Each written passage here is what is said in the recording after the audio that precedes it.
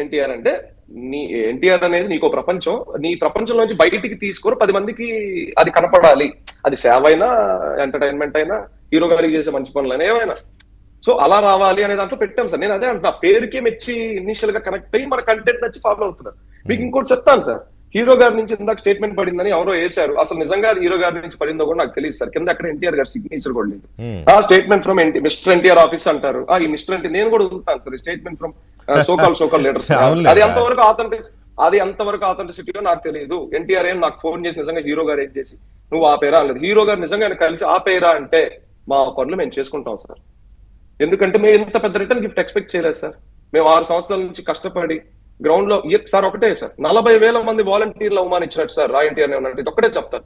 నన్ను ఏమైనా అనుకోండి, టీవీ నైన్ లో నా గురించి రకరకాలుగా రాస్తారు. సోకాల్ తిరుపతి పెద్ద మనిషి నాకు చెప్పులు తగిలిచ్చి తిరుపతి గ్రూపుల్లో ఫార్వర్డ్ చేస్తున్నాడు. ఎక్కడన్నా బయట చెప్పుకున్నాం సార్. ఎన్ని మార్పులు సార్, ఎన్ని మార్పులు. యాంటీ టీడీపీ అంటారు.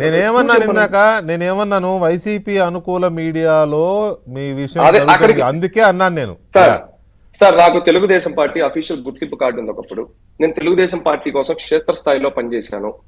తర్వాత పోతే చంద్రబాబు నాయుడు గారికి అత్యంత దగ్గరగా 2 సార్లు కూర్చొని 2 గంటలు మీటింగ్ అటెండ్ అయ్యాను. మధ్య మనిషి ఒక మనిషి ఉన్నాడు, ఆ మనిషి ద్వారా చాలా మంచి వర్క్ చేశాను పార్టీ కోసం. ఎందుకంటే పెద్ద ఆయన పెట్టిన పార్టీ. మా తాత 100 ఎకరాల ఆసామి నియంత ఊర్లో, అప్పటి నుంచి ఆయనకి నియంత సర్పంచ్ ఏకగ్రీ. మా నాన్న కూడా అంతే. మధ్యలో లోకల్ నాయకులు కొన్ని కథనాలు వచ్చి మా నాన్న అటు ఇటు వెళ్ళాడు.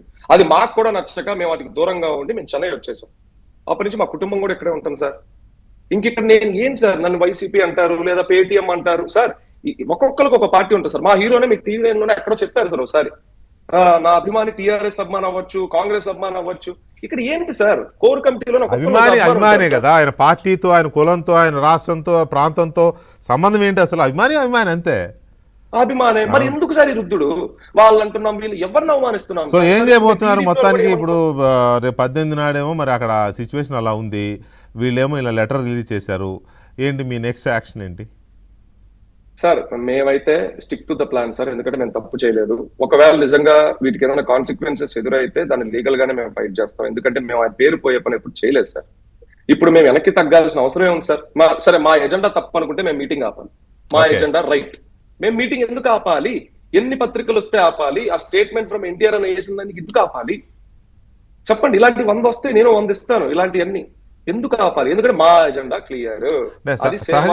సహజంగా ఇటువంటి ప్రెస్ మీట్లు లేకపోతే ఇలాంటివన్నీ ప్రెస్ క్లబ్స్ లో పెడుతూ ఉంటారు ఎక్కడికెక్కడ.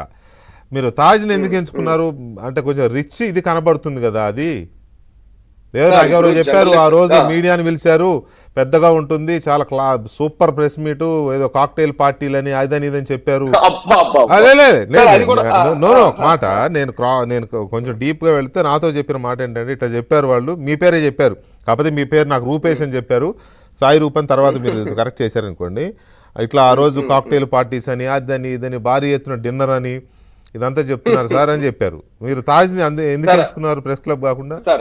సార్ ఫస్ట్ విషయం, అది కూడా అఫీషియల్ గానే మాకు మెయిల్ వచ్చింది తాజ్ నుంచి. మేము లంచ్ ఏం బుక్ చేసుకున్నాం, ఎంత కట్టాం, ఎంత మందికి కట్టాం, అన్ని వచ్చినాయి. మధ్యాహ్నం పొట్టు పెట్టాం, ఎటువంటి కాక్టైల్ పార్టీ లేవు సార్. సింపుల్ సార్, ఎన్టీఆర్ గారి పేరు మీద ఇలా పెడతా కాక్టైల్ పార్టీ లేదు సార్, సేవా సంస్థ. పోనీ మా దగ్గర కార్పొరేట్ ఈవెంట్ సార్, వాళ్ళందరికీ టకీలాలు ఇవన్నీ పోసుకొని కూర్చోడానికి. మీడియా మిత్రులు ఎంతో గౌరవంతో మీడియా ప్రెస్ క్లబ్ వాళ్ళు కూడా మాట అన్నారు సార్ ఇది మేము తప్పకుండా తీసుకెళ్తాం సార్, ఎందుకంటే మంచి అంటున్నారు, మీరు రాజకీయంగా లేనప్పుడు మాకు ఇబ్బంది లేదు సార్ అన్నారు. కాక్టైల్ పార్టీని ఎందుకు పెడతాం సార్? ఇంకోటి Tirupati sentiment sir, Tirupati sentiment. ఎందుకంటే పెద్ద ఆయన దర్శనం చేసుకొని ఇక్కడ పెట్టుకుందాం. అది ప్రెజెంటేషన్ ఇవ్వడానికి కొంచెం ఫీజిబుల్ గా ఉండేది తాజ్. మెయిన్ రోడ్ ఉంటుంది, మా వాళ్ళకి ట్రాన్స్పోర్ట్ ఈజీ ఉంటుంది, మెయిన్ రోడ్ మీద ఉంటుంది, లోపలికి వెళ్ళే పని ఉండదు. అది ఇప్పుడు ఎక్కడో ప్రెస్ క్లబ్ లో పెడతాం. ఆ స్క్రీన్స్ ఆ ప్రెజెంటేషన్ నేను ఇవ్వలేను కదా క్లియర్ గా అది ఏంటి అని. సో ఈ ప్రెస్ క్లబ్ ఈ మధ్య ఎలా అయిపోయింది సార్, ఏది పడితే అది మాట్లాడేసే వాళ్ళు ఎక్కువ అయిపోయారు సార్ ప్రెస్ క్లబ్ లో.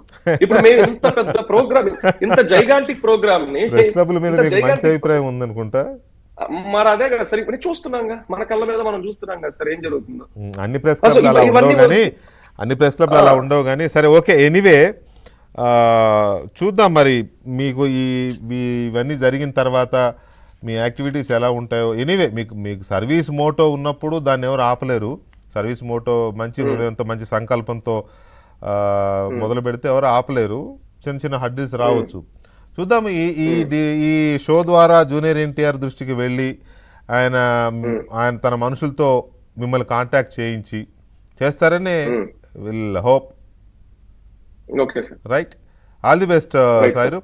Thank you very much. Thank you sir. అది క్లోజింగ్ స్టేట్మెంట్ ఒక్కటి సార్. ఇది చెప్పండి మీ చెప్పండి ఛానల్ చెప్పండి.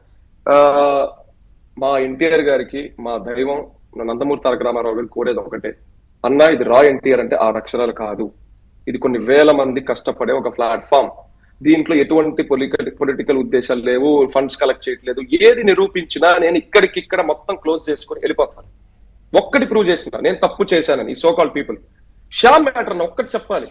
ఎంతో కలిసి వేసింది అభిమానులు. ఇది వెంకటకృష్ణ గారు, ఇది మీకు చెప్పాలి. శ్యామ్ మ్యాటర్, శ్యామ్ వాళ్ళ సిస్టర్ చనిపోయింది 2023లో. సారీ, శ్యామ్ చనిపోయాడని ఒక కథనం తీసుకొచ్చి అది సూసైడ్ కాదు ఆత్మహత్య, చాలా రసాబస్ జరిగింది సార్. అందరూ ఏవో ట్రెండ్లు చేస్తున్నారు నేషనల్ వైడ్, అన్ని పొలిటికల్ పార్టీస్ వచ్చాయి. కానీ శ్యామ్ చెల్లుల బాధ్యత మాది అని చెప్పింది మేము ఒక్కలమే సార్. దాంతో మా వ్యవస్థకి మైలేజ్ పెరిగింది కాదనట్ల, కానీ మేము అక్కడ వదిలేసామా. ఆమె పెళ్లి కాదమ్మా, ముందు నువ్వు చదువుకో అని చెప్పి అప్పుడు సిఈసి ఫీజు కట్టినాం. తర్వాత పోతే 2023లో ఒకసారి మా తిరుపతి ఇన్ఛార్జిని పంపినాం, వాళ్ళ ఇంటికి వీడియో ఉంది. తర్వాత పోతే లాస్ట్ ఇయర్ సెప్టెంబర్ లో మేము జాగోరేడ్ ఫినిష్ చేసుకొస్తుంటే వాళ్ళ ఇంటికి వెళ్ళి ఫ్రూట్స్ ఇచ్చి ఏంటమ్మా జాగ్రత్తగా ఉండు, ఒక్క అన్నయ్యని తీసుకెళ్లాడు దేవుడు, కానీ నీకు ఎన్టీఆర్ అమ్మాలందరూ అన్నయ్యలే అన్నాం. మొన్న రీసెంట్ గా వెళ్ళాం, మళ్ళీ ఎంబీఏ ఏదో చదువుకుంటారంటే నెక్స్ట్ ఇయర్ అమ్మా అంటే ఓకే మేము ఫీజు చూసుకుంటాం, పెళ్లి తొందరపడకు. ఇప్పుడు ఏదో పిఆర్ యాక్టివిటీ లాగా పెళ్లి చేస్తామని అమ్మంటే పెళ్లి చేసి పంపిస్తావా, చదువుకుంటామని. ఇవన్నీ ఎవరు చేశారు సార్? ఆ సోకాల్డ్ పెద్ద మనిషి, తిరుపతి పెద్ద మనిషి, ఆ బూతుల పురాణ మనిషి చేశాడా? తిరుపతిలోనే ఉంటాడు కదా, నన్ను అడిగే చేయాలంటాడు కదా. నువ్వు చేసావా? నీ పక్కనే అలిపిరి పక్కనే వాళ్ళ ఇల్లు, నువ్వు వెళ్ళి కలిసావా? రేపు వాళ్ళకి ఎటువంటి సమస్యలు వస్తే మేము ఊరుకోం, ఎందుకంటే వాళ్ళ పేర్లు చెప్పకూడదు. కానీ ఇంత మ్యాటర్ తీసుకొచ్చారు. ఇదేదో ఒక పిచ్చి మీడియా, సౌత్ డిజిటల్ మీడియా, నాకేదో వైసీపీ కండవలు మార్పులు చేసేస్తా ఉంటారు సార్. వీళ్ళేమన్నారు, శ్యామ్ విషయంలో నువ్వు మోసం చేసావు. ఏం మోసం చేసాం? ప్రూఫ్లు ఉన్నాయి, రాండి, ప్రూఫ్లు ఉన్నాయి, రండి. వాళ్ళకి కలిసిన ప్రూఫ్లు ఉన్నాయి, వాళ్ళకి మంచి చేశాం సార్. ఏ అభిమానం సార్? ఈ సో కాల్డ్ ఈ కన్వీనర్ గ్రూప్లు ఏమన్నారు కదా sir, official registered convener groups ఎవరు వెళ్ళారు వాళ్ళ ఇంటికి? గోదావరి జిల్లాలో కన్వీనర్ వాళ్ళకి వచ్చిన ఫండ్స్ లో డబ్బులు దొబ్బారు తెలుసా? ఇది డైరెక్ట్ స్వయాన స్టేట్మెంట్, నా దగ్గర రికార్డు ఉంది. ఎవరు బ్యాడ్ అవుతారు సార్ ఇవన్నీ చెప్తే? ఎన్ని సంవత్సరాల నుంచి కడుపులో పెట్టుకున్నాం సార్ ఇవన్నీ బయటకు చెప్పకుండా. ఇవి చెప్తే ఎవరు బ్యాడ్ అవుతారు? మా బాధ అదే కదా సార్. ఇది ఏమవుతుందంటే బాగా డిగ్ చేసుకుంటున్నారు, ఒకళ్ళనొకళ్ళు డిగ్ చేసుకున్నారు. వీళ్ళు ఏం చేస్తున్నారు, వీళ్ళు ఎవరెవరి దగ్గర ఇది చేస్తున్నారని వాళ్ళు మీ వెనుక, వీళ్ళు ఎక్కడెక్కడ ఏమేం చేశారని వాళ్ళ వెనుక మీరు. ఇదంతా ఏమైందంటే ఒక రప్చర్ క్రియేట్ అయ్యి అల్టిమేట్గా మీ దైవం అంటారో లేకపోతే మీ నాయకుడు అంటారో మీ హీరో అంటారో బదనాం అవుతున్నది మాత్రం ఆయనే. సరే, ఎనీవే, ఇప్పుడు ఇది ఆయన దృష్టికి వెళ్తుంది ఒక్కటి సార్, మీ వల్ల ఇది వెళ్ళింది కాబట్టి ఇప్పుడు అదే ఇన్నాళ్ళు ఆయనకి ఎలాంటి చౌకి ఎలాంటి వెళ్ళినాయో మనకు తెలియదు. స్వయంగా ఇంత పెద్ద మీడియా హ్యాండిల్ ముందు నేను అబద్ధాలు చెప్పాల్సిన అవసరం లేదు, విత్ ప్రూఫ్స్ తో మాట్లాడాను కనుక ఎన్టీఆర్ గారికి ఒక్కటే విన్నపం, మీరు దయచేసి మేము చెప్పింది విన్నారు కాబట్టి ఇక్కడి నుంచి ఇలా స్పందించడానికి ప్రయత్నించండి. మమ్మల్ని కలవడానికి ఒక్కసారి ప్రయత్నం, మేమే మిమ్మల్ని కలవడానికి, సారీ కరెక్షన్. సో ఒక్కసారి మీకు కలిస్తే ఇంకా చెప్పుకోవాల్సిన ఎన్నో ఉన్నాయి. 7 సంవత్సరాల ప్రయాణం సార్, వేల మంది volunteers. You are requesting Junior NTR to give a chance to meet him, right? Chance to meet him. I don't need any photo. I don't need any photo with him. I don't carry any bouquets with him. Okka appointment. Just with one tight hug. Just with a one tight hug. I want to express what I felt for this last 7 years. ఎన్ని చూసాం, ఎన్ని పడ్డాం, ఎన్ని కోల్పోయాం ఆయనకి చెప్పుకోవడం కూడా కాదు, ఎంత కష్టపడ్డాం తెలియాలి. ఇవన్నీ కష్టాలు ఆయనకి చెప్పుకోవడం, ఆయన కష్టపడాల్సిన అవసరం మాకు లేదు సార్. అంతే. రైట్ సాయి గారు, all the best. Done sir, all the best.